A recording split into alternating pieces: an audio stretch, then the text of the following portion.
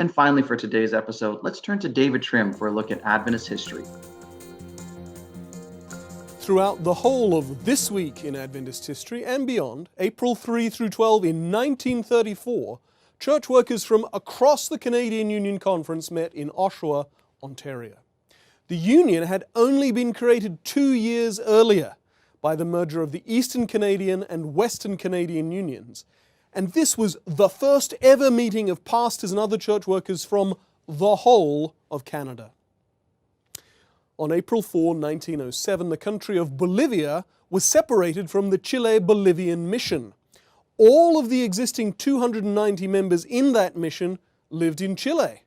The newly constituted Bolivian mission had just 2 members, both of them foreign missionaries, in a population of 2 million people. Today, Bolivia's total population is over 10 million, and over 100,000 of them are Seventh-day Adventists. 4 years and a day earlier, on April 3, 1903, the Secretary of the General Conference, William A. Spicer, made an appeal to the 1903 General Conference session to do more in China, where the first Adventist minister, John Anderson, had only arrived the year before. Spicer shared with the session Anderson's idea that every conference in America send one of its laborers to enter that great land. Spicer continued, "It may be thought too much, and that it is not a practical suggestion, but surely it would not be too much for the 400 million people of China.